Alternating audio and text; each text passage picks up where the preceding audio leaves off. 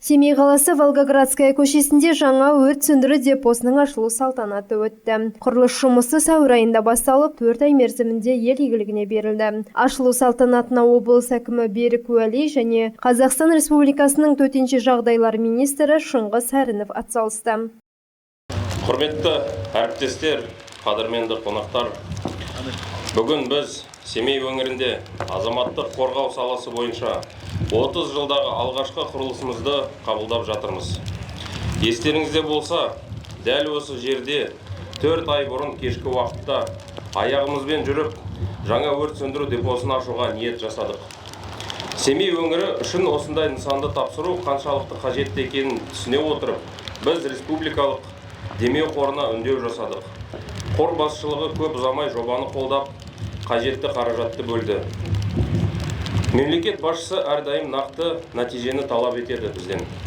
Міне, менің ойымша, жұмыла жасаған еңбектің нақты нәтижесі бүгінгі күні бой көтеріп жатқан заманауи өрт сөндіру бөлімі. Мұнда құтқарушыларға барлық жағдай жасалған.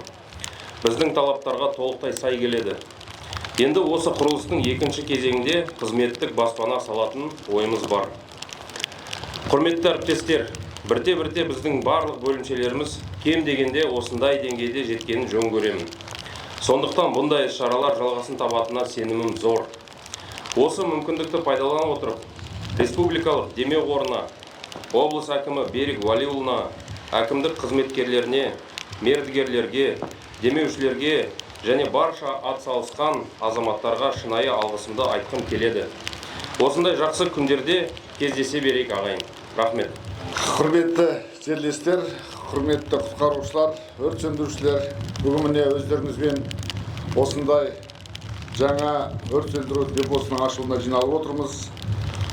Бұл енді Семей қаласының азаматтық қорғау саласының инфрақұрылымын нығайтуға бағытталған маңызды нысанды жаңа өрт сөндіру бөлімін ашып отырмыз. Жаңа министр Шыңғыс Әрінов айтқандай, осыдан 4 ай бұрын басталған құрылыс жұмыстары осы депо, міне өрт сөндіру депосын бүгін міне сөзден іске көшіп айтылды. Сол кезде енді міне орындалғанына куә болып отырмыз. Осы мүмкіндікті пайдаланып, Абай жұртшылығы атынан төтенше жағдайлар министрлігі ұжымына және оның министрі Шыңғыс Сайранұлына барша жұрттың атынан алғысымызды білдіреміз.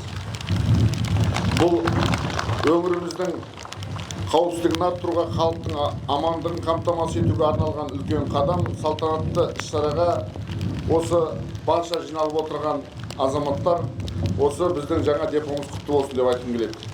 Өрт сөндіру депосында 6 арнайы техникаға арналған орын, демалыс жайлары, сонымен қатар спортпен шұғылдануға арналған зал қарастырылған. Алдағы уақытта өрт сөндіру депосы жанынан қызметтік баспана салу жоспарланып отыр. 30 жылда ең алғашқы құрылысымыз, оны бүгін қабылдап жатырмыз. Ол құрылыс тұрмақ, ешбір күрделі жөндеу жұмыстары жүргізілмеген 30 жылда. Оның бәрін қолға алдық. Қазіргі таңда бірте-бірте осы бірінші қадам, әлі де әкіммен бірлесіп жоспар құрып жатырмыз. Осы Абай өңірінде тура осындай өрт сөндіру бөлімдері, құтқару бөлімдері бүкіл өңір бойынша салатын ойымыз бар. Жаңа Алакөлде құтқару станцияларын салғалы жатырмыз, және де шалғай ауылдарда осындай деңгейде депо салатын ниетіміз бар. Атқарылған жұмыстар өңір халқының өрт қауіпсіздігін қамтамасыз ету, азаматтық құтқарушылардың жұмыс жағдайын жақсарту және материалдық техникалық базаны дамытуды көздейді. Айта кетейік, өрт сөндіру кешенінің барлық құрылыс жұмыстары Демеу Қазақстан қоры корпоративтік қоры есебінен қаржыландырылды.